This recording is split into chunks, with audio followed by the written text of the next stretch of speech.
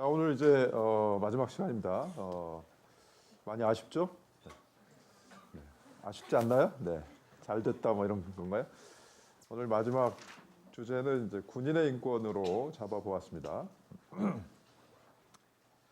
그래서 이제 군인, 우리나라는 이제 특수하게 이제 모든 남성이 이제 병역 의무에 따라서 이제 징집이 되는 그런 이제 의무 복무제를 가지고 있는 나라이고, 그리고 뭐 어느 나라든 기본적으로 이제 국토 방위를 위해서 이제 이 군대라고 하는 그 집단이 있고, 거기에 이제 그 직무를 수행하는 이제 군인이라고 하는 집단이 뭐 있죠.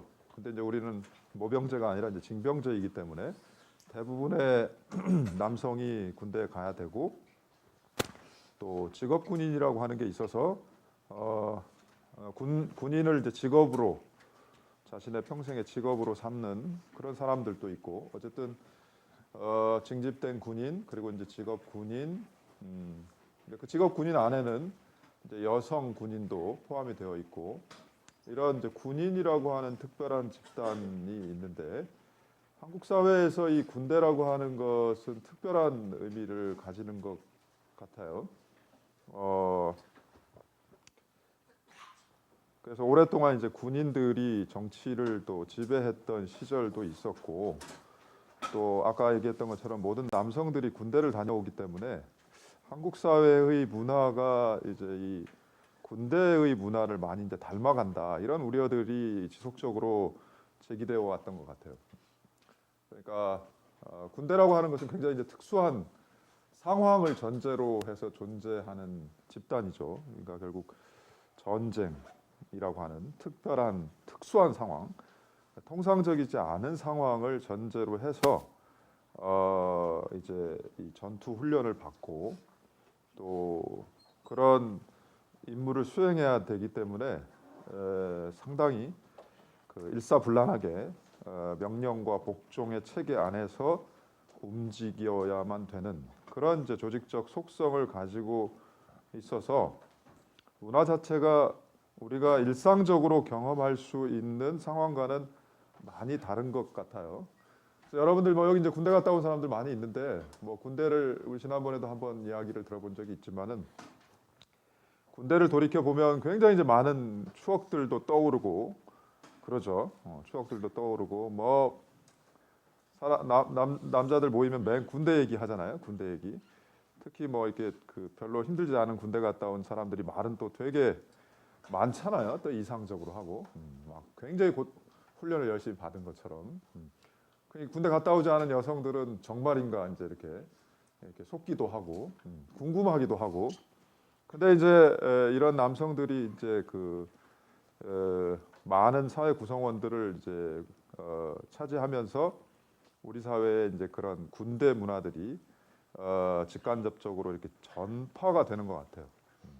특히 이제 뭐 술을 마신다라든지, 또는 이런 뭐 선후배라든지, 마치 이것이 무슨 계급처럼 작동하는 경우도 있고, 그러다 보니까 굉장히 이제 이런 조직, 뭐 일사불란함, 또 명령과 복종의 체계라고 하는 그런 문화들이 우리 사회에 이제 많이 그 전파가 됐고, 특히 이제 우려스러운 일들은 이제 군대가 가지는 이 문화 부분 중에 이제 특별히 이런 폭력성, 그러니까 아까 말한 가혹행위와 같은 구타라든지, 또는 이런 얼차려, 기합 주는 그런 문화들이 이제 사회 곳곳에, 뭐 학교에도 그렇고 뭐 직장에도 그렇고 그런 문화들이 이제 스며든다라고 하는 것이죠. 그래서 이제 굉장히 이게 우려스러운 것인데, 물론 이제 군대라고 하는 것은 필요한데, 군대라고 하는 것은 국토 방위를 위해서 이제 필요하고, 그것을 또 뭐 징병제로 할 거냐, 모병제로 할 거냐, 뭐 그건 또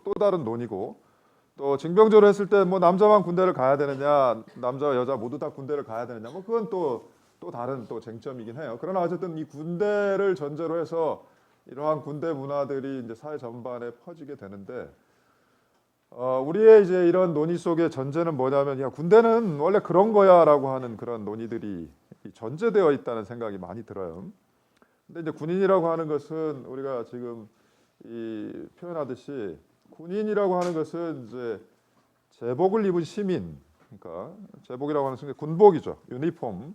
통일된 유니폼을 입은 사람들이지만 그 옷을 벗고 나면 다 그게 이제 시민, 일반 시민, 국민이죠. 국민이기 때문에 전혀 다르게 대우해야 될 필요가 없는데도 우리의 생각 속에는 군대란 그냥 그런 곳이고 군대에 속해 있는 군인들은 당연히 그렇게 대우받아야 되는 존재라고 생각하는, 뭐 심지어 그걸 이제 자랑스럽게 이제 제대한 이 남성들이 이 사회에 이제 그렇게 또 이야기를 하고 있는 그런 문화 속에서, 그러니까 오히려 뭐 가혹행위나 이런 것들을 마치 추억인 것처럼 이렇게 이야기해 버리면 이 군대라고 하는 것도 변화될 수 없고, 변화되지 않은 군대의 문화가 사회 전반에 확산되기 때문에 이건 사회 전반적으로 굉장히 심각한 문제다. 이런 관점에서 우리가 이 군인들의 이 권리에 대해서도 한번 생각해 볼 필요가 있겠다라는 거예요. 그래서 국민과 국가라고 하는 것은 뭐 결국 이제 국민이 국가라고 하는 것을 만들어서 우리가 하나의 어떤 공동체를 만들어서 살아간다라고 하는 것은 국가가 부여한 다양한 그런 명령, 명령이라고 하는 것은 뭐 그것이 이제 결국 법의 형태로 되어 있는 것이죠. 법의 형태로 국민에게 부여된 다양한 의무들을 이제 이행한다라고 하는 일종의 뭐 계약과 같은 거죠. 일종의 무슨 사회 계약과 같은 그런 관계에 있기 때문에 국가가 이 법으로서 법규범의 형식으로 국민에게 부여한 의무들에 대해서는 복종하고 이행하고, 그것이 이제 물론 정당한 것일 때는 그런 이제 관계들이 이제 형성되어 있다라고 하는 것이죠. 국가는 어느 정도의 이 통치, 지배라고 하는 권력을 가지고 있는 것이고, 국민은 거기에 이제 복종하는 관계에 있다라고 볼 수 있는데, 문제가 되는 것은 바로 이런 군인이라든지 과거에 이제 비슷한 이제 처지에 있는 사람들이 이제 경찰 내지는 뭐 일반적으로 공무원 내지는 이제 감옥에 갇혀 있는 수형자, 더 나아가서 확대해 보면 이제 국립학교의 학생이라고 하는 이런 집단들도 국가와의 관계에서 일반 국민이 가지는 관계와는 좀 다른 그러한 이제 지위에 놓여 있다라는 생각들이 있었어요. 그래서 이런 집단들에 대해서는 국가가 일반 국민에 대해서 하는 것보다도 좀 더 포괄적이고 그러니까 광범위하고 또 이 명령의 강도가 또는 그 명령을 이행해야 될 의무의 강도가 상당히 이제 강력하게 부과될 수 있는 집단들이다라는 생각들이 존재했는데, 그거는 이제 과거에 무슨 우리가 이제 전 근대적인 국왕이라든지 그런 관계 속에서는 우리가 상정해 볼 수가 있겠지만, 이제 근대적인 국가라고 하는 관점에서는 그런 아무리 이런 특별한 어떤 이 직무를 수행하는 사람들의 집단이라고 하더라도 과연 그렇게 포괄적으로 아주 광범위하게, 그것도 아주 심각하게 그들의 권리를 제한할 수 있는 그런 집단은 아니다라는 생각들이 이제 자리 잡게 된 거예요. 그래서 옛날에는 이제 특별한 권력 관계라고 불렀지만 요즘은 특수한 신분이라고 하는 이런 지칭이 사용이 되죠. 그러니까 분명히 특별한 어떤 관계에 있는 건 사실이지만, 그렇다라고 해서 일반 국민과 달리 전적으로 국가에 어떤 종속되어서 뭐 국가가 부과한 어떤 의무도 이행해야 되는 그런 존재가 아니다라고 하는 거예요. 특별히 이제 우리가 이제 군인의 한정에서 보는데, 이런 군인 같은 경우에는 군인의 이제 복무, 그러니까 의무에 대해서 일반적으로 규율하는 법이 이제 군인사법이라고 하는 거예요. 군인사법이라고 하는 게 있고, 군인사법에 따라서 이제 우리 이제 법 체계라고 하는 것은 이제 법률이라고 하는 게 있고, 그 밑에 이제 이 명령이나 이제 규칙 같은 것들이 있어요. 시행령이라든지 시행 규칙 이런 것들이 행정부에서 제정하는 행정 입법이라고 하는 게 있죠. 그래서 의회가 제정하는 법률에 반드시 담아야 될 것들이 있고, 그걸 우리가 이제 법률 유보 원칙 내지는 의회 유보 원칙이라고 불러요. 그래서 반드시 법률에 담아야 되는 것들이 있고, 그 다음에 단지 이제 법률의 근거만 두고 구체적인 내용은 이런 시행령이나 시행규칙과 같은 행정 입법에 담을 수 있는 것들도 있어요. 이런 걸 우리가 이제 위임 입법이라고 부르는데 위임 입법의 경우에도 법률에서 이런 행정 입법에 위임을 하는 경우에도 그냥 뭐 아무런 제한 없이 할 수 있는 것이 아니라 일정한 한계를 정해서 위임해야 된다라고 하는 원칙이 있는데 그게 뭐냐면 포괄 위임 입법 금지 원칙이라고 하는 거예요. 그러니까 위임할 때는 너무 포괄적으로 하지 말고 구체적으로 범위를 정해서 해라라고 하는 원칙이죠. 그러니까 군인의 어떤 이러한 복무, 그러니까 군인으로서 그 직무를 수행함에 있어서 부담해야 될 의무를 규율하는 것은 결국 군인들의 권리를 제한하는 법이기 때문에 뭐 아주 가장 중요한 것들은 법률, 의회가 제정한 법률에 그러니까 말하자면 군인사법이라고 하는 법률에 담겨져 있어야 되고 불가피하게 이제 행정 입법인 그러니까 시행령이라든지 무슨 시행 규칙 같은데 만약에 위임할 때도 너무 포괄적으로 위임하면 안 된다라고 하는 거예요. 그래서 일단은 뭐 군인사법이라고 하는 게 있고 그 다음에 이제 위임되어 있는 게 뭐냐면 대통령령이라고 하는 게 시행령이라고 하는 건데 군인 복무규율이라고 하는 게 있어서 이게 이제 시행령인데 이제 시행령에 그러면 이제 뭐 담아야 되겠죠. 그러면 이제 시행령에서는 다시 이제 또 그 이런 그 뭐 국방부령이라든지 무슨 노동부령이라든지 이런 식으로 다시 또 위임을 하게 돼요. 그게 뭐냐면 이제 이 그 육군 규정이라고 하는 이런 이제 국방부령 이제 이런 식으로 이제 위임이 되는 거죠. 법률에서 또 시행령으로 또 시행령에서 다시 이제 뭐 이런 시행 규칙으로 이런 식으로 이제 위임이 되는데 우리 지금 군인의 어떤 그런 복무와 관련해서는 군인사법, 그다음에 군인 복무규율, 그다음에 육군 규정 뭐 이런 식으로 이렇게 차례차례 내려오는데 과연 이제 이런 그 규율 방식이 타당한가? 이건 분명히 군인의 어떤 권리를 제한하는 것인데 이와 같이 아주 법률에는 아주 간단하게 규율하고 세부적인 내용들을 이 대통령령 그리고 심지어 대통령령에도 아주 상세한 내용을 규율하지 않고 그냥 무슨 육군 규정 같은데 이렇게 규율하는 방식이 정당한가라는 이제 우리가 의문부터 제기해 볼 수 있다는 것이죠.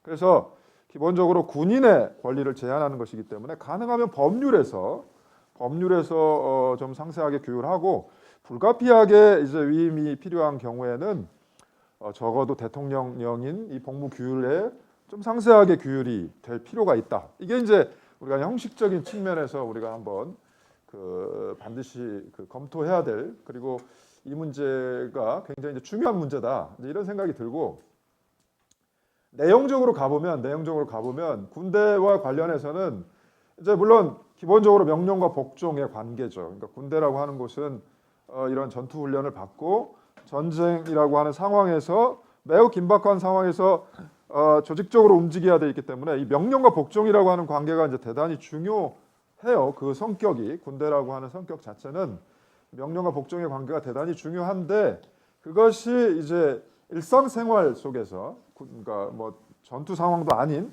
일상생활 속에서 빈번하게 이제 이런 이 과도한 명령 복종 관계들이 일어난다라고 하는 거예요.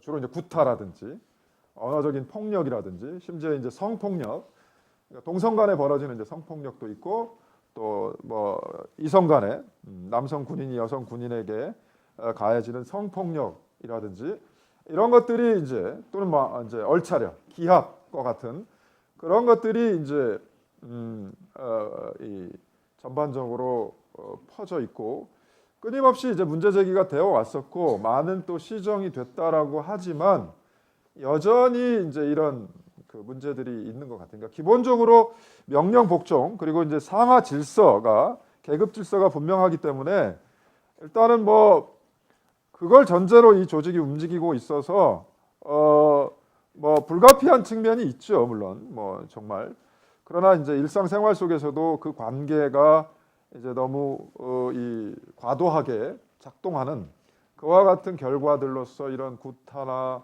기합이나 이런 폭력의 문제가 존재하는데 이거는 이제 명백하게 범죄고 아무리 뭐 이 조직적인 위계 질서가 있고 또 뭔가 이런 상명하복의 질서가 요구되는 그런 조직이라고 하더라도 이런 뭐 범죄 행위까지도 우리가 용납한 건 아니기 때문에 그런 조직 질서나 어떤 이 계급 질서 안에서 범죄 행위까지도 우리가 용납하는 건 아니기 때문에 이거는 명백하게 이제 시정이 돼야 되는데 문제는 이게 이제 문제 제기가 어렵다는 거예요. 아까도 봤던 것처럼 결국은 주로 이제 자기보다 상급자가 이제 이렇게 가혹 행위를 하거나 이런 폭력을 행사하는 경우가 많기 때문에 문제 제기가 쉽지 않고 또 군대라고 하는 조직 자체가 사회로부터 격리되어 있기 때문에 이게 이제 사회에 대해서 사회로 이것을 공론화시킨다라고 하는 것은 굉장히 어려운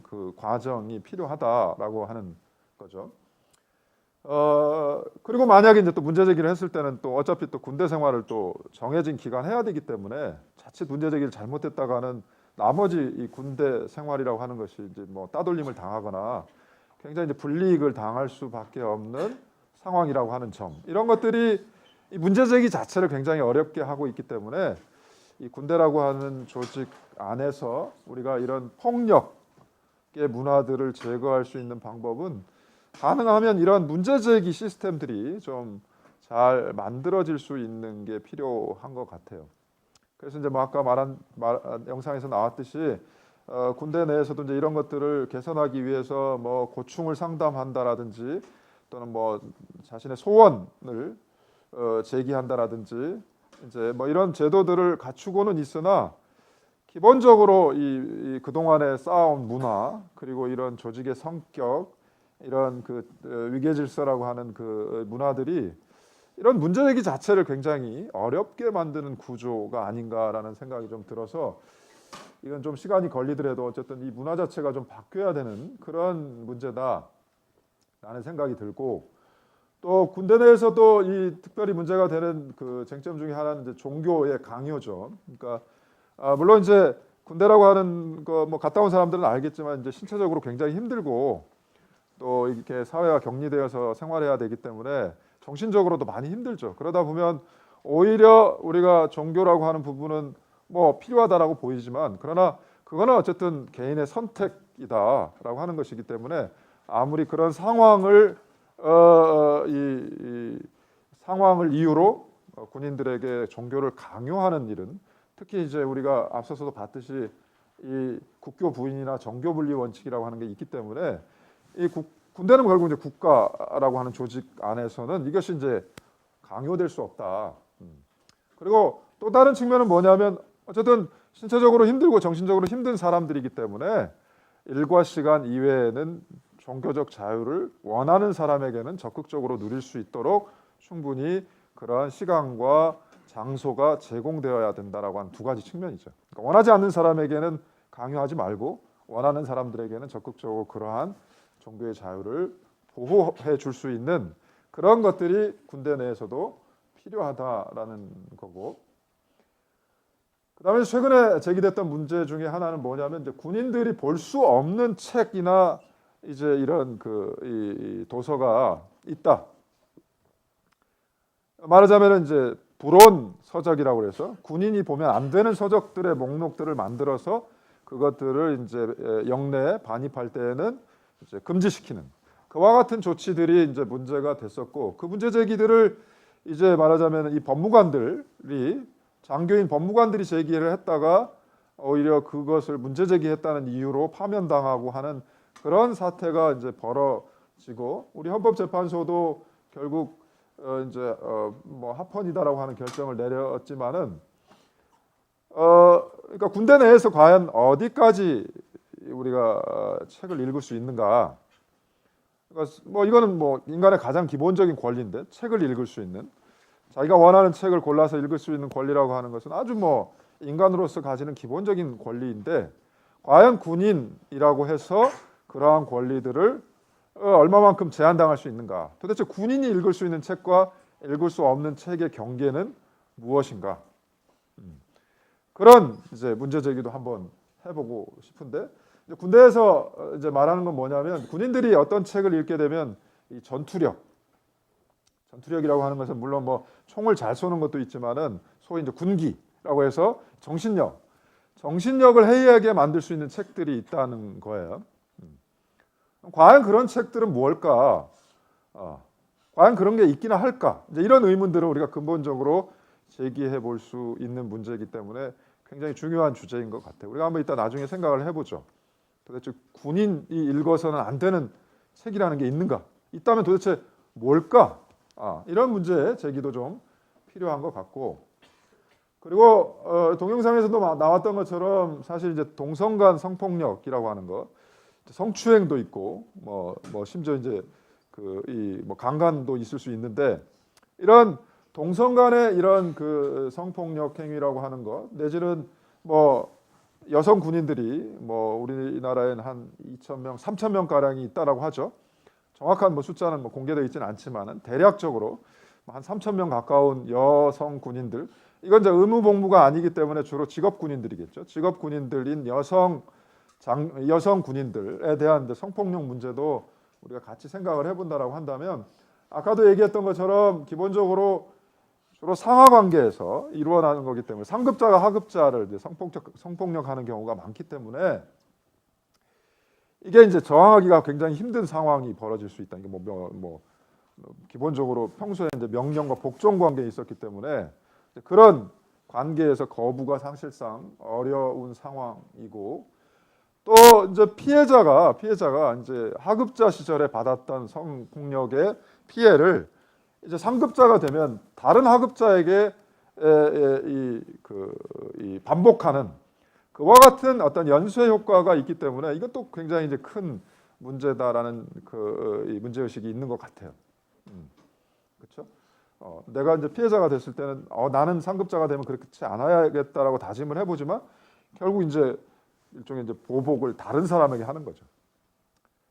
이런 문화의 형성이라든지 결국은 이게 대부분은 이제 어떤 그 군 조직의 어떤 이 뭐 유지 뭐 이런 차원에서 결국 이제 덮어버리려고 하는 것들이 많이 발생을 하기 때문에 이게 잘 드러나지 않고 문제 해결이 근본적으로 되지 않는다라고 하는 그런 문제점들이 있어서, 그리고 기본적으로 지금 군인 복무규율에 따르면은 이 말하자면 그 군대 밖에 일반 사회에 도움을 요청하지 못하도록 금지하는 뭐 규정이 있다라든지 이런 문제점들 때문에 결국 이런 격리된 공간에서 벌어진 이런 성폭력의 문제들이 제대로 문제 제기가 되지 못하고 어떤 사회와의 소통을 통해서 도움도 구하지 못하는 그런 상황이기 때문에 이런 문제들은 조금 다른 방식으로 적어도 이런 문제들은 사회의 도움을 받을 수 있도록 그런 통로들이 마련이 돼야 되는 거 아닌가라는 생각도 들어요.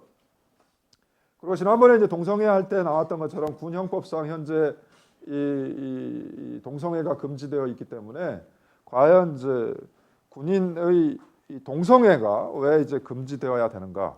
그러니까 우리가 이제 동성애 자체를 문제 삼을 수도 있고, 그 다음에 문제 삼을 수 있는 왜 그럼 군인의 동성애, 하필이면 군인의 동성애를 문제 삼는가라고 했을 때, 그러면 군인이 일반인 사람과 동성애를 갖는 경우도 있을 수 있고, 군인들 사이에 동성애 관계가 이루어질 수 있다라고 한다면 뒤집어서 얘기해 보면, 그러면 군인이 이성애자이거나 또 그러니까 남성 군인과 여성 군인 사이에 어떤 그런 그 연애 감정이 생긴다라든지, 그러면 과연 그것과는 어떤 차별을 둘 것인가, 어떤 차이가 있길래 다르게 규율하는 것일까, 이런 문제 제기가 이제 가능하겠죠. 그러니까 근본적으로는 동성애 자체에 대한 문제 제기도 가능하겠지만 굳이 군인의 동성애를 금지하려고 한다면 군인이 이성애자인 군인과 다르게 취급하는 이유는 뭔가?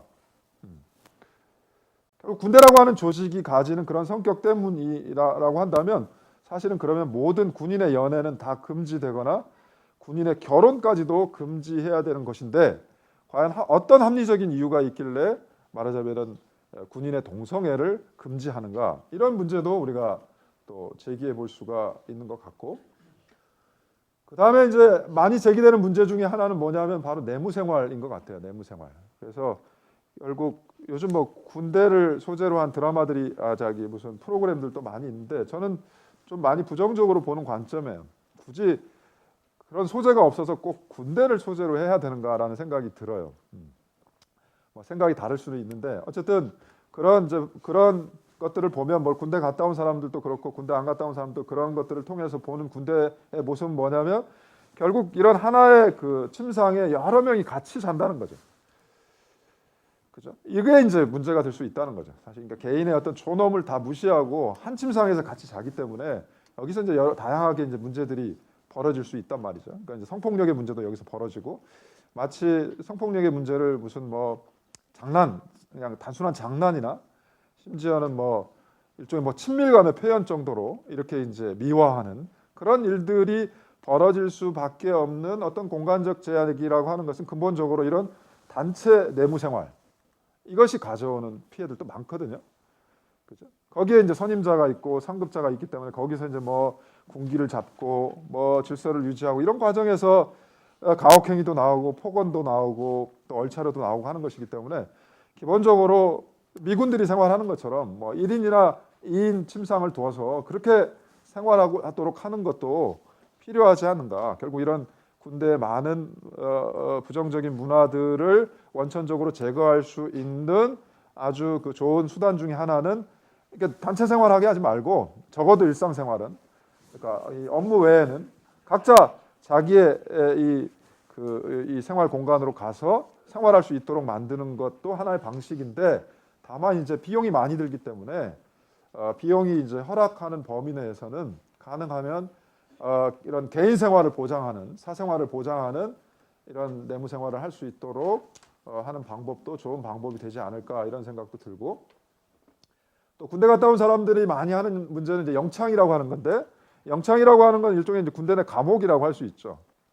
그래서 이제 그런 군대 내 감금 시설을 의미하기도 하고 그 감금 시설에 감금시키는 행위도 보통 우리가 영창 이렇게 하죠. 뭐 영창 보낸다 이런 얘기를 쓰는데 이게 이제 군대 내 말하자면 조직의 어떤 그런 규율을 유지하기 위해서 뭐 전혀 무슨 어떤 법원의 판결을 통해서 하는 게 아니라 상급자의 명령으로 이제 이 그 부과되는 것이 일종의 영창인데 이것이 이제 남용될 수가 있다라고 하는 관점에서 가능하면 영창의 요건, 절차, 또 구제 방법 이런 것들을 좀 상세하게 규율할 필요가 있고 최근에는 뭐 군의 이제 인권 법무관 뭐 이런 것들도 두고 있는데 사실상 아까도 얘기했던 것처럼 군대의 속성상 문제 제기가 쉽지 않고 또 적극적으로 이 법무관들이 그런 역할을 수행하지 못한다라고 한다면 그야말로 이건 장식적인 제도가 될 수가 있기 때문에 그죠? 법무관이라고 하는 것도 뭐 계급이 있으니까 또 그보다 상급자들 또 명령이 있으면 또 이걸 또 이 반대하기가 쉽지 않죠. 이 군대라는 조직 자체가 그렇기 때문에 좀 이런 그 절차들을 좀 더 상세하게 규정해서 이런 인신 구속, 그러니까 불법적으로 인신이 구속되는 그와 같은 문제점들을 좀 제거할 필요가 있다. 그리고 마지막으로는 이제 굉장히 중요한 문제인데 이것도 우리가 한번 논의해 볼 수가 있는 문제예요. 결국 군대는 그러니까 아까도 얘기했던 것처럼 우리는 징병제이기 때문에 의무로 복무하는 군인도 있지만 직업군인도 있죠. 직업군인. 그러면 직업군인은 물론 이제 월급을 충분히 받는데 주로 이제 징병돼서 의무로 복무하는 군인들의 경우에 도대체 그럼 월급을 줘야 되는가? 또 월급을 준다라고 한다면 도대체 어느 정도를 줘야 되는가? 이것도 하나의 중요한 이슈다라는 생각이 들어요. 그러니까 군대에 갔다라고 하는 것 자체가 벌써 이거는 권리의 제한이죠. 근데 거기다 대고 거기에서 이제 수행하는 임무에 대해서 과연 우리가 그러면 전혀 대가를 지급하지 않아도 되는가? 아니면 적어도 어느 정도의 최소한의 임금이라고 하는 것을 지급해서 그 대가를 받도록 하는 것이 정당한 것인가? 이런 논의가 필요하죠. 최근에 보니까 뭐 군대 이제 뭐 월급이 뭐 한 10여만 원 되는 것 같은데 과연 이제 그런 것들이 군인으로서 그러니까 징병된 군인으로서 한 달간 생활하는데 필요한 어떤 물론 이제 뭐 군복도 지급이 되고 뭐 전투화도 지급이 되고 뭐 기본적인 건 다 지급이 되지만 그러나 소소하게 또 들어가는 비용들이 있고 하는 것인데 과연 이제 그런 비용들에 충분히 상당하는 금액이 지급되고 있는가 이런 문제도 우리가 한번 고민해 볼 필요가 있는 것 같아요. 그래서 결국 이것도 이제 돈 문제인데 엄청나겠죠. 월급을 뭐 올리면 징병된 군인들의 월급을 올린다라고 하는 것은 뭐 가끔씩 요즘 그러니까 대통령들도 출마할 때 그 공약으로 내세우는데 군인들의 임금을 현실화시키겠다라고 하는데 과연 이 현실적으로 어느 정도 수준이 정당한 것인지 이런 문제들. 그 밖에도 이제 이 군인들은 국민건강보험에 이제 군대에 가면 국민건강보험에서 제외가 되죠. 왜냐하면 이제 군 병원에서 치료를 받기 때문에 건강보험에서 제외를 시키는데 과연 이것은 또 정당한 것인가? 충분히 군인으로서 아무래도 민간 의료시설보다는 군대 의료시설이 뭐 좋을 수가 없기 때문에 가끔은 뭐 오진이 나오고 뭐 나중에 제대에서 발견하고 해서 이런 문제들이 발생하는데 과연 이 군대 의료시설이라고 하는 것을 결국 뭐 휴가 나와서 뭐 민간 병원에 갈 수도 있는 건데 뭐 이런 문제들과 결부시켜 본다면 굳이 국민건강보험에서 완전히 배제하는 것이 타당한 것인가? 또 근본적으로 군인들은 이제 국가배상 청구권이라고 하는 것을 갖지 못해요. 국가배상 청구권이라고 하는 건 뭐냐면 국가가 나에게 불법 행위를 저질렀을 때 손해배상을 청구할 수 있는 권리가 국가배상 청구권인데 그러니까 주로 이제 아까 병영에서 발생하는 무슨 그런 이 총기 사건들은 그러니까 동료 군인에 의해서 내가 피해를 보는 거죠. 그게 뭐냐면 결국 동료 군인은 결국 국가고 국가로 인해서 내가 피해를 보는데 거기에 대해서 손해배상 청구할 수가 없어요. 지금 법상 국가배상 청구권이 인정되지 않죠. 바로 이런 문제점들. 그러니까 결국 굉장히 이제 열악한 조건이죠. 사실 단체 내무 생활하고 월급도 적고 뭐 의료보험도 안 되고 국가배상 청구권까지도 없는 상황에서 이런 의무 복무를 해야 되고 뭐 다양한 성폭력에 또 폭력에 노출되어 있고 이런 상황 속에서 우리가 군인들의 이 권리들을 점점 신장시켜 나가는 것이 이건 군인들의 문제가 아니라 사회 전반의 인권을 성장시키는 문제다 이런 생각이 들어요. 그래서 군대라고 하는 것은 결국 뭐 대부분의 남성들이 다 가는 것이고 또 남성들만 그런 것이 아니라 결국 이제 남성들은 또 여성들과 교류를 해야 되기 때문에 이것이 사회 전반의 문화로 확산될 수 있는 굉장히 가능성이 높으니까 이 군대 문화 전반을 좀 개선하는 것이 굉장히 이제 필요하고 군대라고 하는 영역도 가능하면 이렇게 격리되어서 감춰진 공간이 아니라 가능하면 사회와 소통해서 좀 더 감시받고 비판받는 그런 그 조직이 될 필요도 있고 또 군인의 경우에도 아까도 여러 번 얘기했던 것처럼 군인은 제복 입은 시민이다. 그러니까 제복만 벗으면 시민으로 돌아가는 사람이기 때문에 우리가 뭐 그런 얘기 하잖아요. 뭐 군인이 사람이냐? 뭐 이런 얘기 하잖아요. 군인도 사람이야? 그렇죠? 그러니까 휴가 나온 친구들이 이렇게 몇 명 있으면 그 사람들 빼고 사람 숫자를 세잖아요. 이렇게 사람 3명, 군인 2명 뭐 이렇게 얘기하잖아요. 과연 군인이 사람이냐 이런 얘기를 하지만 군인도 기본적으로 사람이다 라고 하는 관점에서 본다면 의무로부터 출발하는 것이 아니라 기본적으로는 권리로부터 출발해서 그에 대한 제약으로서의 의무를 우리가 이해해야 되고 결국 이런 문제들을 감시하고 통제할 수 있는 어떤 제도, 기구 이런 것들을 법률 이런 것들이 필요하다. 그러니까 뭐 결국 뭐 군인권법 뭐 이런 것 같은 그런 기본적인 법률들도 그러니까 아까 말하는 것처럼 뭐 군인의 복무 이렇게 규율할 게 아니라 군인의 권리와 의무 뭐 이런 식으로 규율하는 법률의 제정도 필요하지 않을까라는 생각이 들어요. 그래서 우리가 이제 한번 생각해 보고 싶은 문제는 아까 이제 나왔던 문제들인데 과연 이제 군인도 과연 사람인가? 이건 뭐 너무 이제 당연할 수도 있는데 결국 군인에게는 결국 일반 시민과 다르게 취급되어야 되는가? 다르게 취급될 수 있다면 결국 어느 정도로 다르게 취급될 수 있는가? 이 문제인 것 같아요. 그리고 왜 그런가? 어떤 영역에서 그런가? 군인이 사람인가요? 군대 갔다 온 우리 남학생들 어떻게 생각해요? 자기가 군인으로 살았나요? 사람으로 살았나요? 군대 갔다 온 친구들 한번 어떻게 지냈는지 한번 얘기를 해보면 어떨까요? 나는 그래도 뭐 사람 대우 받은 것 같다. 아니라 나는 그냥 그 뭐 탱크나 소총과 마찬가지로 일종의 군의 어떤 그 전력의 일부였다. 어땠나요, 군대가? 여러분들의 갔다 왔던 군대는? 요즘 뭐 TV에 나오는 군대는 굉장히 이제 뭐 그런 의리 뭐 이런 걸 강조해서 우리가 군대에서 못 보는 측면도 많이 있는데 마치 그리고 그걸 위해서 그들이 받아야 되는 어떤 것들을 굉장히 당연시하는 그런 것들이 있는 것 같아요. 포장되는 정말 그런지 어떤가요? 군대 갔다 온 친구들 한번 누가 군대 갔다 왔나요? 네, 한번 얘기해 볼까요? 네. 본인은 어떤 대우를 받았어요? 군대에서? 경제학과 이길정입니다.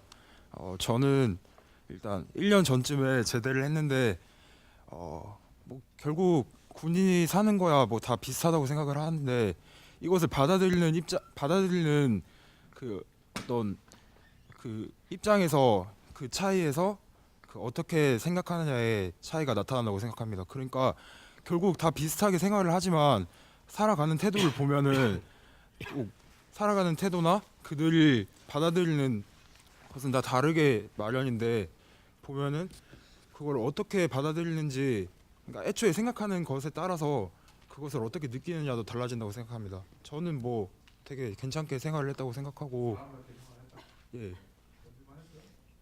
견딜만 했습니다. 네? 네.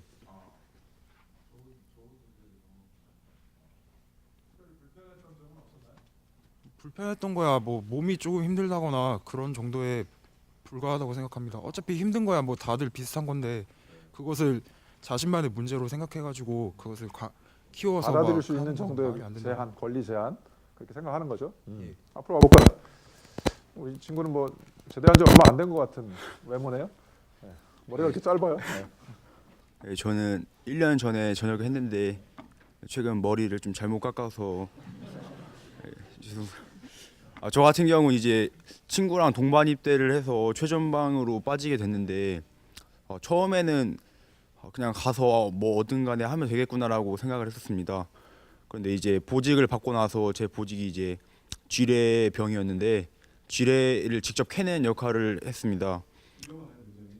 근데 이제 여름 같은 경우가 제일 힘들었는데 쥐레가 만약 폭발 경우를 대비해서 거의 10cm 이상의 두께가 되는 공합복이라는 옷을 입고 바람을 불어 흙을 파내는 역할을 했었는데 그때 제 친구 같은 경우는 피부 알러지가 있어서 그런 옷을 입으면 땀이 엄청 많이 나는데 막 피부 발진이 일어나는 상황에서도 엄청 고생을 했는데 그때 피부가 망가진 이후로 전역을 하고 나서도 다른 사람들 앞에 나갈 때 매우 수치심을 느끼고 그 당시 그 피부 알러지 때문에 말을 할 수도 없는 상황인 게 선임들도 다 아는데 자기 피부 때문에 말을 할 수 없는 상황이기 때문에 동등한 인권의 주체로 받아들이지 못하고 어쩔 수 없는 그 단체 생활 내에서 무언의 강압적 압박으로 인해 크게 인권을 제한받았다고 생각합니다.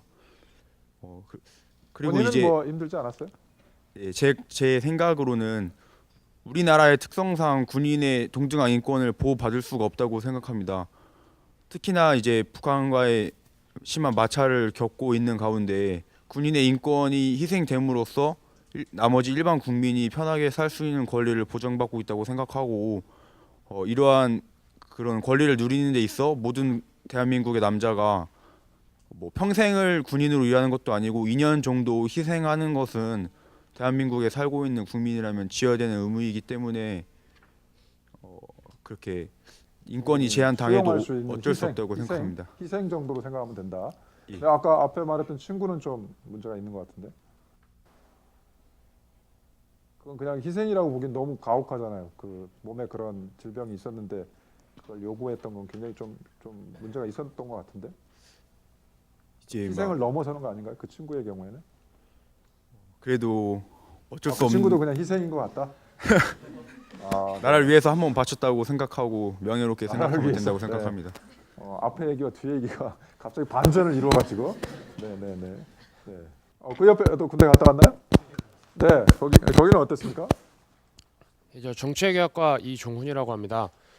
저는 뭐 구체적인 일들이나 뭐 네가 힘들었네, 내가 힘들었네 이런 얘기를 뭐 굳이 할 필요는 없을 것 같고 저는 물론 되게 없죠. 그런 얘기는 없죠. 네. 예, 저는 뭐 되게 힘들긴 했는데 저는 군대에 있으면서 이제 육체적으로라든지 뭐 이런 부분보다 제일 좀 힘들었던 거는 제가 좀 예민한 편이어서 그런지 모르겠는데 어떤 군인을 하나의 이제 인권적 주체로서 바라보아야 한다라는 이제 외부적인 막 문제 제기들이나 아니면은 이제 뭐 군대 내에서 자살을 한다거나 뭐 이러한 사건들이 터지다 보니까 그걸 어느 정도 이제 막기 위한 시도들을 안에서 또 하긴 하거든요. 뭐 아름다운 병영 만들기라든지 막 이러한 것들을 하긴 하는데 저는 이제 그러한 것들이 이루어지는 그 맥락 속에서 제일 제가 좀 짜증이 났던 게 그런 게 진짜 그 개별적인 군인 한 명 한 명 당사자들의 보다 나은 군 생활과 어떤 권리를 증진시켜야겠다라는 그런 진짜 민감한 문제 의식으로 이루어지는 게 아니라 그 자체가 또 하나의 이제 어떤 상부에 제대로 하고 있다라고 보고되어야 하고 우리 부대는 그러한 것까지 문제 없이 이루어지고 있다라는 식으로 이제 포장되어야 하는 하나의 사업처럼 여겨져서 그러한 방식으로 관철되는 게 저는 제일 보기가 힘들었거든요. 그래서 말하다 보니까 좀 억해지는데 네. 예를 들자면 어떤 그 뭐 이등병들을 더 이렇게 좋게 이렇게 대우해 줘야 된다라는 생각 때문에 뭐 이등병들만을 모아 놓아서 뭐 무슨 이제 뭐 따로 뭐 PX를 이용할 수 있게 한다든지 막 그런 식의 제도들을 이렇게 만들어 놓고 나서 그것들이 이제 잘 이루어지고 있는지를 나중에 설문조사 같은 걸 하는데 설문조사를 할 때 설문조사 직전에 이등병들한테 교육시키는 게 뭐냐면 그 진짜로 이제 자기가 가지고 있는 생각을 솔직하게 설문해라라는 것보다 여기에서 우리 부대가 좋은 결과가 나와야지 앞으로 너희들에게 더 잘해줄 수 있다라는 식의 교육을 공공연하고 되게 공식적으로 시킨단 말이에요. 그러니까 그게 이제 당사자들의 진짜 내심에 대한 그런 배려가 아니라 어떤 그 부대가 잘하고 있다라는 것을 이제 겉으로 이제 보여줌으로써 그 실질적으로 그 부대를 책임지고 있는 그 장교라든지 부사관이라든지 어떤 뭐 간부 군인 그 고위 이제 군인의 어떤 보신을 위해서 저런 인권이라든지 이런 맥락도 좀 소비되는 그런 아이템이라는 생각이 너무 많이 들어서 저는 그러한 점이 제일 힘들었습니다. 네, 네, 네. 이 강의는 전 세계 중계가 되기 때문에 어디엔가 있을 그 옛날의 간부 또 상급자가 볼 수도 있습니다. 상관없습니다. 생각하는 계기가 됐으면 좋겠네요. 네. 예, 기영학부 김동규입니다. 예, 개인적으로 지금 뭐 여군 관련 얘기를 하고 싶었는데 일단 그냥 1번 군인 인권에 대해서 그냥 얘기하겠습니다. 네, 이따가 또 나오니까. 네. 예, 그 기본적으로 지금 군인 제 생각은 이제 군인도 똑같은 인간이고 이제 같이 이제 인권의 대접을 받아야 되는데 지금은 그 군인의 인권은 지금 심각하게 많이 침해되고 있다고 생각합니다. 먼저 그 일단 군인은 기본적으로 우리 사회가 보장해주는 최저임금제도에도 그 부합되고 있지 않고 아까 그 교수님이 15만 원 받으신다고 아까 하셨는데 지금 제가 알기로 병장 월급이 14만 몇천 원이고 그 이등병 월급은 11만 원 정도로 알고 있는데 제가 복무할 때는 또 이게 병장이 10만 원도 안 되고 이등병은 7만 원 정도밖에 안 됐는데 제가 그때는 10,000원이었어요. 예, 예, 이 많이 돈을 올랐죠? 네.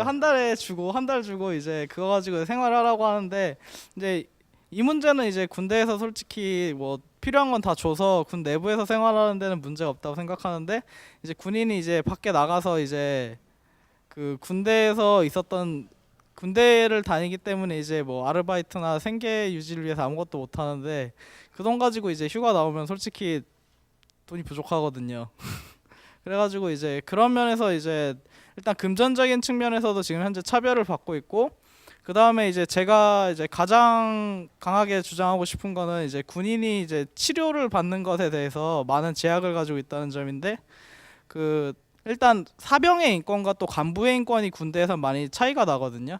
예를 들어서 이제 간부 같은 경우에는 치료를 받을 때 이제 먼저 군병원에 가서 치료를 받을 때 우대를 받고 민간 병원에서 본인이 치료를 받고 싶으면 자유롭게 치료를 받을 수 있는데 이제 사병 같은 경우에는 먼저 아프게 되면 군 병원에 가게 되고 군 병원에서 치료가 불가능하다고 판단이 될 시에 이제 민간 병원으로 이제 군대에서 보내주게 되는데 이제 저 같은 경우에는 복무 중에 이제 그 담성염으로 이제 제가 쓰러져가지고 군 병원에 이제 응급실로 실려간 적이 있었는데 이제 거기서 이제 판단한 결과 이제 담석을 절제를 해야 그 담석 때문에 담낭을 절제를 해야 된다고 해서 이제 수술을 해야 된다고 해서 이제 그 수술 날짜를 잡아주겠다고 했는데, 그때 이제 인터넷으로 이제 제가 입원한 병원을 어느 병원인지는 말을 안 하겠는데 검색을 해보니까 의료 사고가 난 지 1개월도 안 됐더라고요, 보니까. 그래가지고 이제 부모님도 그렇고 저도 그렇고 이 병원에서 수술하는 건 너무 불안해서 이제 민간 병원에서 수술을 받겠다 이렇게 신청을 했는데, 그럴 경우에 이제 사병 같은 경우에는 담당 군의관의 소견서가 필요하고, 그 다음에 병원 군의관의 소견서도 필요하고, 담당 지휘관의 소견서도 필요하고, 밖에 나가서 이제 밖에 있는 의사의 소견서도 또 필요하게 돼가지고 여러 가지 이제 절차가 복잡해지기 때문에 군 내부에서 이제 잘 허가를 안 해주거든요. 그래가지고 이제 그런 경우에 이제 본인이 원하는 치료를 받는 데 있어서 많은 제약이 있는 게 사실이고, 이거는 그 본인의 이제 생존에 이제 직결되는 문제이기 때문에 이런 것에서 이제 침해를 받는 거는 매우 잘못됐다고 생각합니다. 뭐 어차피 이야기가 나왔으니까 그럼 군인 우리 이제 뭐 직업 군인은 뭐 당연히 직업이니까 월급을 지급해야 되겠는데, 이 의무로 병역 의무로 징집된 군인에게도 이 임금을 지급해야 되나요? 그리고 어느 정도 만약 지급해야 된다라고 한다면 어느 정도 지급하는 게 맞나요? 그러니까 기본 전제는 도대체 월급을 꼭 줘야 되나요? 의무인데 말 그대로 아까 말한 희생인데 이게 도대체 월급을 줘야 되나요? 그리고 준다면 도대체 어느 정도가 충분한 건가요? 이거 어떤가요, 우리? 저 같은 경우에 생각하는 건 우리나라에서 이제 최저임금제도를 보장해 주는데, 최저임금을 줘야 된다. 군인이 이제 군 복무하는 시간이 이제 아침 일과 땡 해서 시작한 다음에 점심 먹고 저녁 일과 이제 종료 시간 이제 하절기에는 5시, 그다음에 동절기에는 이제 5시 반 이렇게 해서 근무 시간이 정해져 있기 때문에 그 근무 시간에 비례해서 어느 정도의 이제 합당한 임금은 줘야 된다고 생각합니다. 그럼 뭐 100만 원 뭐 넘어갈 것 같은데? 그러면 지금보다 돈이 엄청 많이 들 것 같긴 한데. 다른 사람들은 어떻게 생각해요? 그러면 지급해야 된다면 얼마나 지급하면 지금 최저임금이라는 기준을 제시했어요? 그 최저임금 일단 그러니까 최저임금을 전제로 하되 군대에서 이제 보급을 해주는 물품이 있으니까 그 물품에 대한 가격을 본인이 원하면은 그것을 공제를 하든지 그러니까 그것을 이제 본인이 선택을 하게 해야 된다고 생각합니다. 어쨌든 최저임금이라는 기준을 제시했어요. 최저임금은 어떤가요? 군인 의무로 간 군인들한테 임금 줘야 되나요? 어떤가요? 우리 여학생들은 어떻게 생각하세요? 군대 간 남자들 이거 임금 줘야 되나요? 뭐 어차피 나라를 위해서 희생하기로 한 건데 화끈하게 희생하지 무슨 월급을 받고 지금 현재 월급이 나오고, 그러니까 월급이라고 말할 수도 있기엔 좀 금액이 편협한 면이 있지만 그래도 일정 금액을 받고 있는 걸로 알고 있거든요. 근데 아까 얘기했죠? 10 뭐 한 4, 5만 원. 네, 근데 그 금액이 되게 작다고 생각하는데 최저임금을 해주면 되게 좋죠. 뭐 물어봤을 때 그럼 좋지라고 얘기를 하는데 그게 현실상으로 남자친구가 그렇게 얘기해요? 아, 딱 들켰네요. 네. 네, 저희가 그 돈을 또 내게 될 텐데 세금으로. 세금이죠. 다 세금이죠. 네, 그 현실적으로 되게 힘이 들지 않을까. 그리고 사실 군대에서 정확하게 아침부터 저녁까지 그 시간이 정해져 있다고 하는데 그 시간 동안 물론 정말 그러니까 육체적으로 힘들게 이렇게 일을 하는 점이 되게 인정을 하지만 저의 그 친척 같은 경우는 이제 거의 남자친구. 아니요.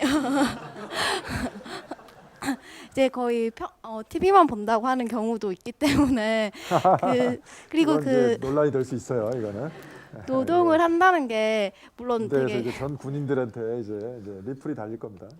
너도 군대 와봐라 뭐 이런. 그러니까 되게 국가에 이제 이익이 되고 그러니까 그런 경우도 있지만 정말로 필요가 없는데 그냥 운동장을 도는 이런 거를 할 바에는 뭔가 군인들이 그리고 시간이 되게 아깝잖아요. 사실 군대에서 뭔가 여러분들 아르바이트 할 때 뭐 합니까? 그냥 가만히 앉아 있지 도서관에? 그게 그래서- 일이잖아요. 일하는 거지. 어차피 시간을 뺏은 거 아니에요? 그래서 차라리 군대 내에서 돈을 이제 모든 군인에게 월급을 그냥 최저임금대로 올려주자. 이것보다는 그냥 너무 소중한 시간에 군대에 들어가도 뭘 많이 이렇게 실질적으로 그러니까 간접 경험상으로 배우는 거 느끼는 건 많겠지만 뭐 기술적으로 배우고 이런 게 없으니까 차라리 뭔가 프로그램을 제공하거나 직업적으로 일을 주면서 거기에 지원을 받아서 거기에 종사를 해서 결과물을 내는 사람들에 한해서 일정 금액을 좀 더 주는 게 낫지 않나. 그러면 그냥 하는 거 없이 운동장을 돌자 이런 거나 아니면 TV를 보자 이것보다는 뭐 낫고 그렇지 않나. 일 없이 돈다는 표현은 굉장히 훈련이죠. 체력 증진을 위한 건데 군인들한테 굉장히 악플이 많이 달릴 것 같은데. 네. 이쪽으로 와볼까요? 뒤로 갔다 올까요? 뒤로 여학생이 한번 또 좀 도와주시죠. 우리 여학생을. 네, 같은 생각인지. 네, 중문과 이해란입니다. 저는 군인들의 임금 상승 문제는 쉽게 생각할 수 없는 부분이라고 생각합니다. 우선 임금을 주겠다라는 건 근로자라고 취급을 하겠다는데 그럼 과연 군인을 우리가 근로자라고 봐야 할지 이 부분에서 좀 의문스러웠고요. 그리고 또 군인에게 지급되는 임금 같은 경우는 국민들의 세금이기 때문에 과연 우리나라 사람들이 군인들의 임금을 올리는데 모두가 동의를 할지 이 부분에 대해서도 상당히 논란이 있지 않을까 싶습니다. 하지만 임금을 지나치게 낮게 준다거나 주지 않는 경우에는 군인들의 사기나 의욕 부분에 있어서 문제가 생길 것이라고 생각합니다. 특히 우리나라에서 군대를 원해서 가는 것이 아닌데 억지로 가는데 돈까지 못 받고 2년이라는 2년이라는 시간을 보내야 한다면 그만큼 또 군대 군사력 문제에 있어서도 좀 문제가 되지 않을까 싶기 때문에 임금을 주는 것은 맞되 적절히 고려가 필요하다고 생각합니다. 권리는 아니고 그냥 그 배려 차원이네. 그래서 오히려 다른 목적이 있는 거네. 군인들이 사기 진작 뭐 이런 거네. 그 부분도 생각이 났고요. 어. 근데 뭐 구체적으로 어느 기준을 해야 될지에 대해서는 말하기 좀 어려울 것 같은데 그 군인들도 뭐 일반 현역이 있고 뭐 의병이 있고 뭐 여러 가지들의 형태가 있잖아요. 근데 뭐 제 친구는 그냥 의병으로 가 있는데 상당히 의병이 뭐예요? 의병- 군의관 뭐? 아니, 뭐예요? 의병은 옛날 조선시대 의병. 죄송합니다. 의경? 착각했네. 의경? 네, 의경. 의경. 네, 네. 잘못 네. 말씀. 네, 죄송합니다. 의병과 의경은 차이가 의경으로 많죠? 네. 네, 의경으로 가 있는데요. 생각보다 되게 쉽게 좀 편하게 군생하고 있는 편이었습니다. 상당히 너무 할 일이 없다, 심심하다 이런 말을 하고 또 다른 현역으로 가 있는 친구들 중에서는 훈련이 너무 힘들다. 그리고 네. 뭐 다음 주에 무슨 훈련이 있는데 너무 걱정된다 이런 말이 있었고 그래서 군인들도 어느 군대에 있는지에 따라 조금씩 생활하는 모습이 다르다는 걸 볼 수 있었는데요. 이런 측면에서 모두에게 동등한 어떤 봉급을 월급에 계속 차등을 주라는 거예요. 핀다는 게 힘든 일을 하는 사람은 좀 많이 주고. 그래서 그걸 아까 동등하게 말한 쓸데없이 준다는 것 운동장 도는 애들은 동등하게 하지 말고? 준다는 것도 네. 좀 문제가 되지 않을까 그런 생각이 어. 들었습니다. 논란이 될 만한데 우리 이쪽이 먼저 이쪽에 왔다가 저쪽으로 가볼까요? 우리 남학생들이 할 얘기가 많을 것 같은데. 네. 심지어 쓸데없이 운동장을 돈다. 이거 굉장히 자극적인 표현이었어요. 네, 전기전자 전파공학부 김진열입니다. 앞에 갔다 왔어요? 네, 갔다 왔습니다. 네. 저 앞에 두 여하구 분의 말에 좀 공감을 하지 못하는 부분이 많은데요. 불쾌해하는 것 같아요. 네. 일단 군 보직은 절대로 쓸데없는 보직을 만들지 않습니다. 그래서 뭐 쓸데없이 운동장을 돈다던가 이런 얘기는 절대 없고요. 일단 군인이 뭐 여자분들 잘 모르시겠지만 물론 몸을 사용하는 그런 부분도 있지만 행정적으로 군 기강을 확립하기 위해서라든지 아니면은 군 제도를 위해서 행정적으로 일을 하는 부분도 있고 저는 이제 군대에서 전산병으로 근무를 해가지고 이제 사회에 필요한 뭐 컴퓨터 기술이라든지 이런 것들을 많이 배우고 나왔기 때문에 군대도 이롭다고 생각을 하고요. 그에 따라서 당연히 월급도 받아야 된다고 생각을 합니다. 물론 일단 제가 만약에 사회에 있었다면은 제가 뭐 다른 일을 해서라든지 뭐 알바를 해서라든지 해서 그만큼의 돈을 벌었을 거 아니겠어요. 그런데 의무 제도이긴 하지만 어쨌든 제가 2년 1년 10개월 동안 군대에 가서 사회에 국가를 위해서 일을 하는 것이기 때문에 당연히 월급을 받아야 된다고 생각을 하고요.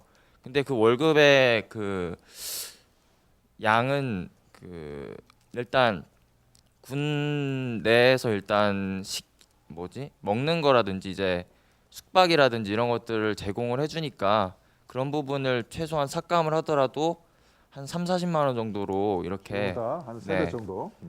거기다가 이제 그 군대에 있으면 훈련 같은 게 되게 많아요. 뭐 많이 뭐 키리졸브 훈련이라든지 뭐 이런 것들이 많은데 그런 훈련을 성공리에 마치게 되면 이제 또 성과금을 준다든지 이런 제도를 확립해야 될 것 같습니다. 성과까지. 뒤로 가볼까요? 뒤로 한번 넘겨볼까요? 네. 엄준서 씨는 군대 갔다 왔나요? 군대 안 갔다 왔죠? 얼굴로는 군대 갔다 온 것 같아요. 예, 전 철학과 엄준섭입니다. 근데 뭐 앞서 말씀하신 여학우분들 같은 경우도 만약에 본인들이 군대를 간 상황이라면은 생각이 많이 달랐을 거라고 생각을 하는데 뭐 근로자가 아니다 혹은 뭐 어떤 식으로든 돈을 과하게 주는 것이 뭐 걱정이 된다라는 생각들 자체가 벌써 그 남자들은 다 군대를 가게 돼 있는 것이 어떤 헌법적으로 이렇게 정해져 있고 다 그것들을 의무라는 거를 당연시하게 좀 받아들이는 경향이 우리 국민들한테 다 있기 때문에 그렇게 이제 좀 돈을 주는 게 아깝다는 생각이 들 거라고 생각을 해요. 그러니까 아까워서 그런다. 네, 아까워서 그러는 거라고 생각을 하는데 왜냐하면 남녀 그거가 대결로 가는 너무 건 별로 당연하고 안 좋은데. 그리고 너무 당연하게 이미 받아들여져 있는 거니까. 근데 사실 생각해 보면은 굉장히 남자들한테 있어서는 굉장히 불리한 거거든요. 그러니까 사회에 있어서 저 같은 경우는 이제 입시 논술 강사예요. 그래서 뭐 인강도 찍고 뭐 이렇게 하는데 그러면은 3시간만 일하면은 그 정도 한 달치 월급은 벌 수 있는 돈인데 그걸 갖다가 한 달 동안 벌어야 되는 거잖아요. 그러니까 굉장히 뭐랄까 어떻게 보면은 그 남자들한테 있어서는 뭐 돈에 있어서도 그렇고 환경적인 측면에서 있어서도 그렇고 굉장히 불리한 어떤 요소들을 지금 주는 건데 그것에 대해서 뭐 월급을 주는 거에 대해서 이건 국민 세금으로 너무 부담이 된다라고 얘기하는 거 뭐 물론 경제적인 뭐 고려가 있을 수는 있겠습니다만은 뭐 그거에 대해서 뭐 심정적으로 일단 그 감정적으로 먼저 이렇게 느낌이 드는 건 정말 좀 억울하다. 남자로서 아까 동등한 인권의 주체고 앞에 분들은 뭐 당연한 희생이라고 생각하시는지 모르겠는데 저는 뭐 희생하려고 이 땅에 태어난 건 아니라 가지고 저는 그냥 저거든요. 저로 태어난 건데 왜 그런 희생을 강요받아야 되는지 좀 의문스럽습니다. 철학하는 사람들은 좀 다를 거라고 생각하는데 똑같군요. 철학도 뭐. 네. 결국은. 철학하는 사람이니까 그렇게 얘기를 할 수 있는 겁니다. 네. 그렇군요. 그게 철학이군요. 네. 저 한 사람만 더 일단 뒤로 가볼까요? 한 사람만 더 해볼까요? 행정학과 권태성이라고 합니다. 근데 군대 갔다 왔어요? 네, 갔다 왔어요. 네. 근데 군인이 누구나 돈을 받고 군복무를 하면은 그건 용병이지 국군이라고 생각하지 않습니다. 근데 돈을 그렇게 솔직히 군인들이 하는 일의 강도를 생각했을 때는 막노동을 하면 하루에 7만 원씩 밤에 자유로운 시간까지 가지고 부모님 집에서 지내면서도 그렇게 많은 돈을 받는데 그런 걸 다 달라고 하는 남자들은 그렇게 많지 않을 거라고 생각합니다.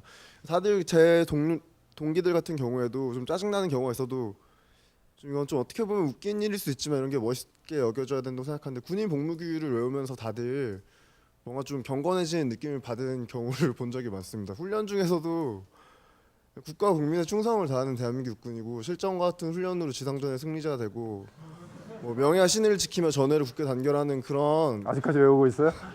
좀 감명 깊게 생각하고 있어서 그런 마음으로 군복무를 하는 군인들도 굉장히 많은 걸로 알고 있는데 그런 사람들이 자신의 그런 시간을 2년이라는 시간을 허비하고 그리고 그런 돈도 제대로 못 받고 하면서도 할 수 있는 건 뭔가 그런 자부심이 조금이라도 있기 때문이라고 생각하는데 그런 거를 사회적으로 그런 존경까지는 아니라도 인정을 해주고 그런 데 대한 인식이 좀 나아졌을 때 그런 임금이 그렇게까지 일반 사람들이 동일한 강도를 하는 다른 국민들과 다르더라 하더라도 군인들이 좀 사기를 진작하고 그리고 인정할 수 있다고 생각합니다.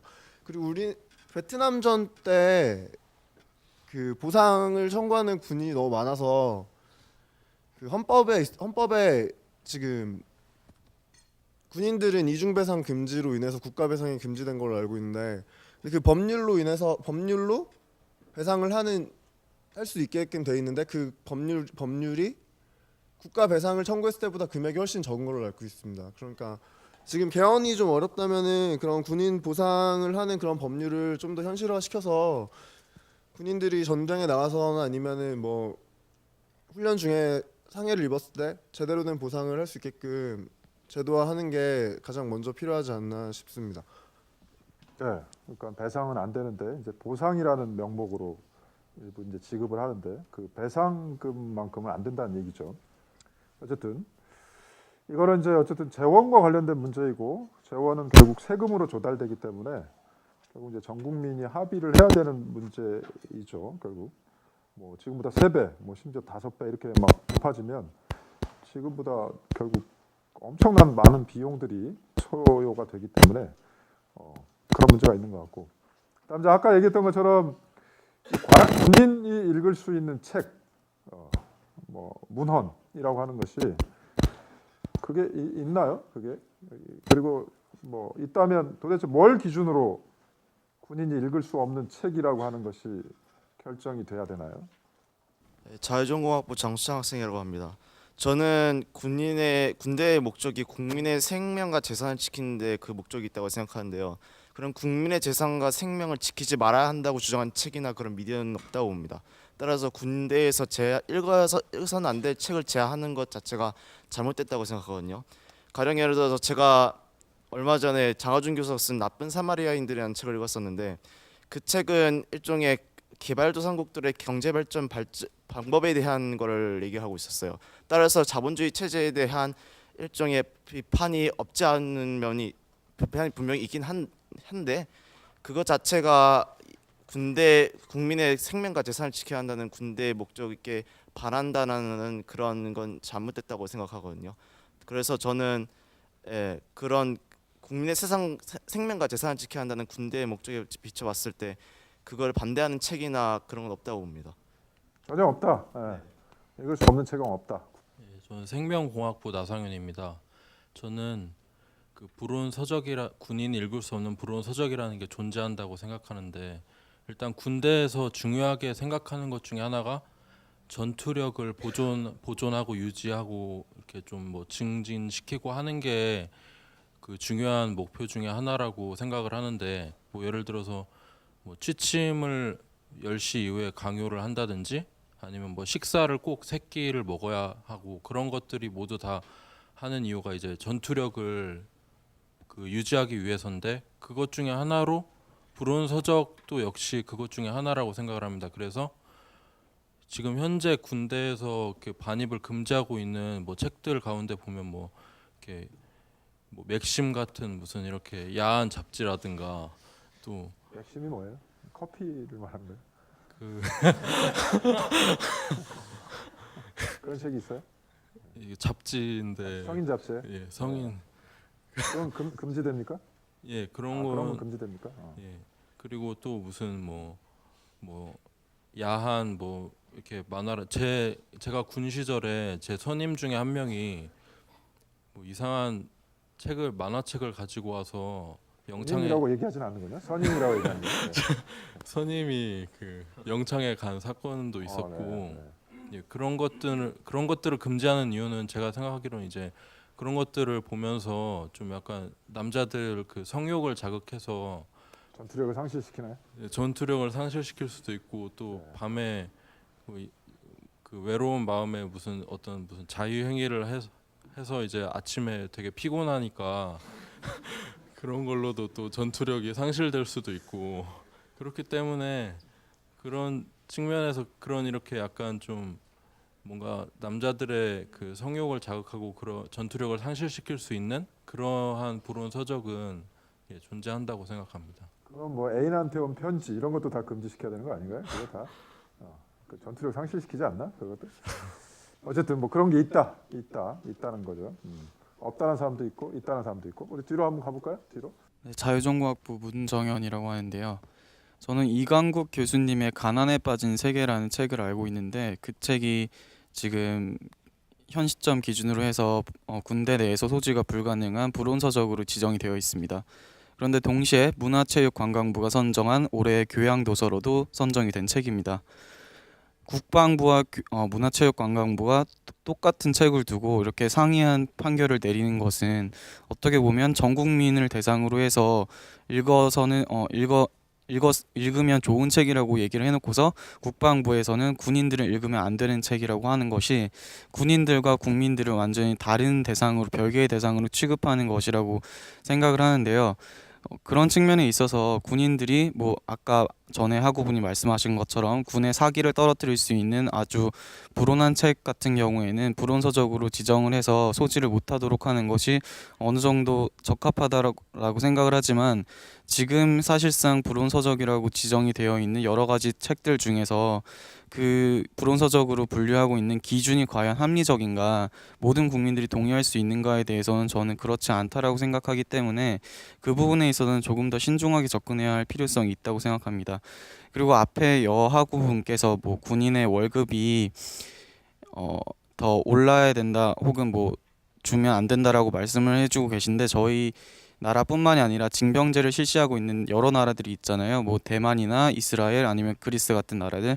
근데 그런 나라들에서도 월급을 주고 있긴 있어요. 근데 우리나라랑 비슷한 수준의 20만 원 정도로 주고 있거든요. 그래서 저 같은 경우에는 지금 우리나라 군대 월급 자체가 10만 원 안팎이니까 다른 나라와 비슷한 선상에서 20만 원까지 인상을 하는 것은 괜찮다고 저는 생각을 합니다. 네, 거기까지. 네. 합리적인 기준 뭐 중요하죠, 그게.